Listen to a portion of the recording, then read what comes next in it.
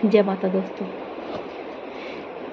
हर इंसान अपने अपने जन्म से लेकर अपनी मृत्यु तक के जो अपने कर्म है, वो बोलते हैं कि स्वर्ग में जाता है इंसान, नरक में जाता है।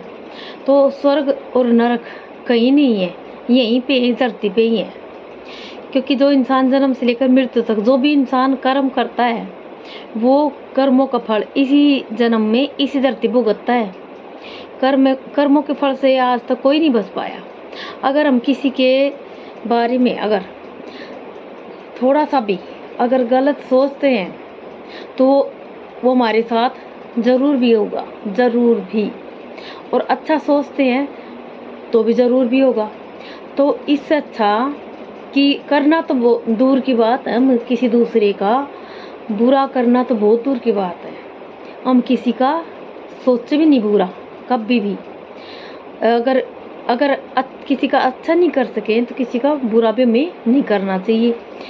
अगर हमारे हाथ में नहीं है किसी का अच्छा करना, किसी की भलाई करना, तो हमें करना तो दूर की बात, हमें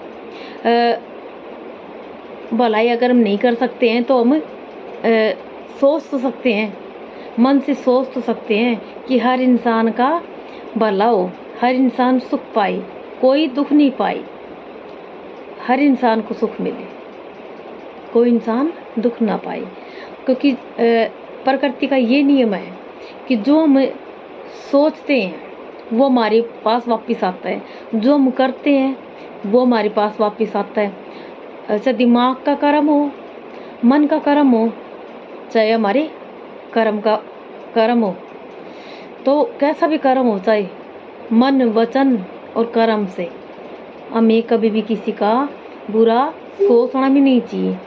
अब ये हर इंसान सभी की मतलब सभी दिमाग रखते हैं, सभी इतने समझदार हैं, कोई इतना बेवकूफ़ नहीं है जो जानबूझ के किसी का बुरा सोचे जानबूझ के।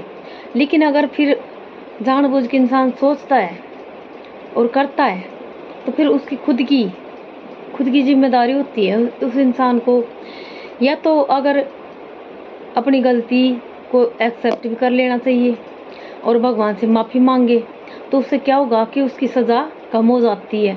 और अगर अहम भाव में रहता है कि मैंने कुछ गलत नहीं किया, अपनी गलती ना माननी, तो उसकी सज़ा पीढ़ी दर पीढ़ी एक जन्म में नहीं, वो पीढ़ी दर पीढ़ी उसकी कर्मों की सज़ा हमेशा चलती रहती है।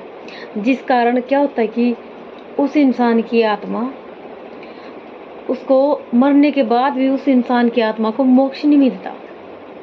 जय माता दी।